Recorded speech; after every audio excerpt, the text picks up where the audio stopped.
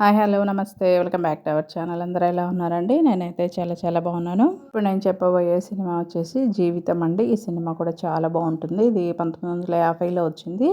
ఈ సినిమాలో వచ్చేసి హీరోయిన్గా వైజయంతిమాల, అలాగే రామచంద్రన్ గారు, నారాయణ గారు యాక్ట్ చేశారు. అలాగే వరలక్ష్మి గారు ఉన్నారండి. చాలా బాగుంటుందండి ఈ సినిమా. ఈ సినిమాలో వరలక్ష్మి గారు వచ్చేసి ఒకరిని నమ్మి మోసపోయండి ఒక బిడ్డకు తల్లి అవుతుంది.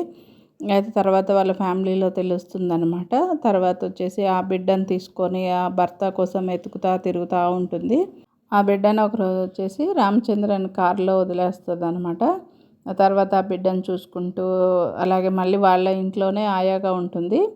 చాలా బాగుంటుందండి ఈ సినిమా అయితే. రామచంద్రన్ గారి యాక్టింగ్ అయితే చాలా చాలా బాగుంటుంది. కొంచెం ఫన్నీ సీన్స్ కూడా ఉన్నాయండి. చాలా బాగుంటాయి. ఈ సినిమా అయితే మిస్ అవ్వకుండా చూడండి. వైజయంతిమాల గారు కూడా చాలా బాగా చేశారండి. మోహినిగా క్యారెక్టర్ చేశారు. చాలా చాలా నచ్చింది నాకు ఈ సినిమా అయితే. 1950లో వచ్చిందండి ఈ సినిమా. ఏవిఎం ప్రొడక్షన్లో వచ్చింది. అలాగే ఈ సినిమా అయితే నేను చాలాసార్లు అయితే చూశానండి. ఈ మధ్యలో అయితే ఎప్పుడు ఛానళ్ళలో మన టీవీ ఛానల్స్లో అయితే నేను ఎక్కడ చూడలేదండి. నేను యూట్యూబ్లో పెట్టుకొని చూస్తూ ఉంటాను.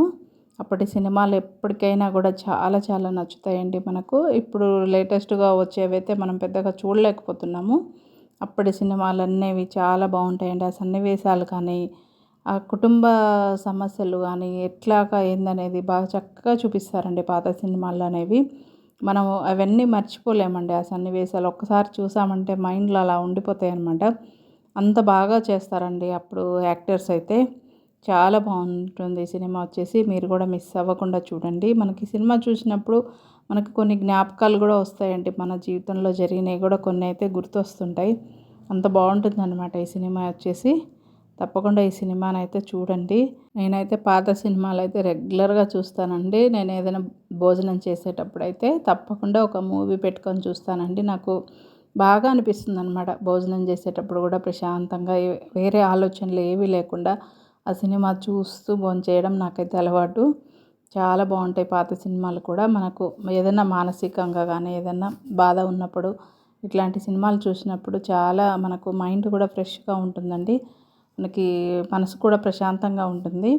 అందుకోసమే నేను ఈ సినిమాలు అయితే చూస్తూ ఉంటాను. సినిమాల్లో వాళ్ళు యాక్ట్ చేస్తున్నప్పుడు అండి అప్పుడు పాత వాళ్ళు ఆ సన్నివేశాలు చూస్తున్నప్పుడు మనం కూడా వెళ్ళి అక్కడ ఉన్నట్టు అలా మనం అలా ఊహలోకి వెళ్ళిపోతామండి. నాకైతే అలాగే అనిపిస్తుంది. అంత బాగా జీవించేసేస్తారండి ఆ క్యారెక్టర్స్ అయితే. చాలా చాలా బాగుంటాయండి. ఎవరైనా సరే పాత సినిమాలు ఇష్టపడే వాళ్ళైతే ఈ సినిమాలన్నీ మిస్ అవ్వకుండా చూడండి. సినిమా పేరు వచ్చేసి జీవితం అండి. ఓల్డ్ మూవీ ఇది.